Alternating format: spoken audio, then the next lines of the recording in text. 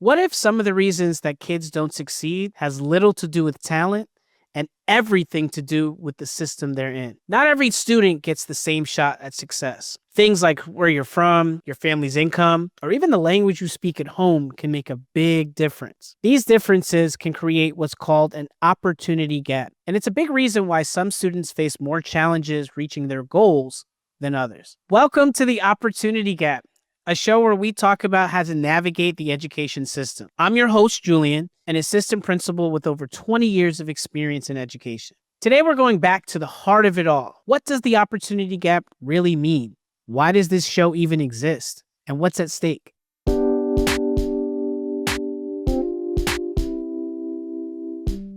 So the question first is, well, Julian, what is the opportunity gap? When we speak about that, we're specifically talking about the disparities in access to education, and especially for students of color, students with disabilities, and students from under-resourced communities. So there is a gap not in opportunity solely, but there's also something called an achievement gap. And many times the achievement gap talks solely about test scores. So you might see statistics about how a certain demographic of children achieve at a certain level and others achieve at a lower level. And a lot of people in education talk about how there's a gap in how well kids are doing. And so on this show, we try to unpack that a little bit. And we really look more so at not the results, but the reasons why. And one of the big reasons why there's such a gap in the success of different students is because there's a gap in opportunity. The chances or ability for our students to receive similar or even remotely close to what others are getting opportunities doesn't necessarily exist. And so when we think about the opportunity gap, it's a wide range of choices that kids have. And for our families, and especially our families of color, especially our families who live in communities that don't have the funding like their wealthier counterparts, we find that there's a gap in services and there's a gap in chances. And if you don't have a chance to even get on the field, how are you going to score? This show is all about trying to figure out where are those gaps and what can we do about it. I'm an assistant principal in Philadelphia. If you know anything about Philadelphia, we are the poorest big city in the country. We also have a very high Black and brown population. And so when we talk about how your zip code and your race might define the outcomes that you have, we also find that Philadelphia has historically had a pretty large gap in our achievement in comparison to other cities of our size. And so what we find is that there are so many kids that have gone through our system and they just haven't gotten the chances that they should. I remember a couple years ago, I'm honored to serve as a ninth grade assistant principal. So I get to welcome the kids into ninth grade. And I remember I was at orientation and a grandma and a mom were bringing in their son for his first day of school in our school. They were so excited to come into school, and they were right up in the front. They were listening to my speech about, hey, welcome to high school and things are going to be different and we have to work together. And after I was done and I dismissed the kids to the different programming, the mom and the grandma came up to me and they said, Mr. Svedra, I just want to say that when I saw your face on the orientation material, I knew that I had to take off work to come and meet you. And I said, oh, well, thank you. I appreciate you coming in. And they said, well, because our experience in school, both me and my mom, was not so great. We never felt like we belonged. We didn't get what we needed. And I want my grandson and my son to have somebody that I think is going to care about them.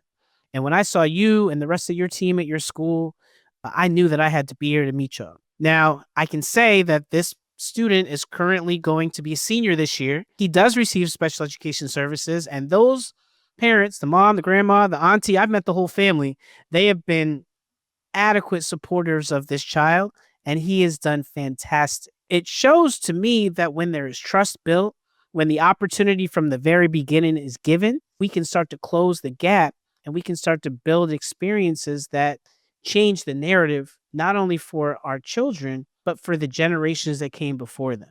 Now, the stakes are high. The stakes are incredibly high. We all know that in our society, education is the key to unlock opportunity. I grew up in a single parent household. My mother did a fantastic job of raising us up. She had a lot of help, but she was a single mom. And we had to work very hard in school to get where we were at. Education has unlocked opportunities for all of us. My siblings and I have traveled the world. We all are college graduates. We are doing very well. And if it wasn't for education, I'm not sure where we would be at. And I know that for students that look like me, that come from similar backgrounds that I do, education can really change the outcomes for what they have in front of them. Now, the society we live in, if you don't have an education or you're not given an opportunity to do well, your chances of changing the narrative on your lifetime experiences could be very, very, very slim. And for our students with special education services, especially our Black and brown boys, because we find the research shows our Black and brown boys are at the most at risk. We find that if we don't act now when they're younger and we don't provide services that can help them, their likelihood of ending up in poor situations, potentially in prison, potentially in unemployment, skyrockets. If we want a society that services all children, if we want a society that elevates everyone, we must make sure that we are doing better for our most vulnerable children. And so when we talk about the opportunity gap, there's no other thing that's more important. We must close the gap on the chances and the services and the trust that we provide for our families and our students of our most vulnerable populations. All right, so let's talk a little bit about how are these gaps in access and resources actually showing up in schools. I am fortunate to be an assistant principal in a school, in this particular school for a while, but I've been in schools for over 20 years. And so I've seen all the different ways that resources and access can or cannot show up. So one of the things that we find, no matter what age you are, if the resources are not there, it can make a pretty profound impact. If we're thinking about the very beginning of school, with our little babies, they start school and we want to make sure that they're set up for success. What we find is that there sometimes is a gap just in the ability to intervene if we find that issues are happening early. So there's something called early intervention where we can diagnose learning disabilities or potential struggles with learning and thinking differences as early as 2 or 3 years old. And the more that we look at the data, the more that we see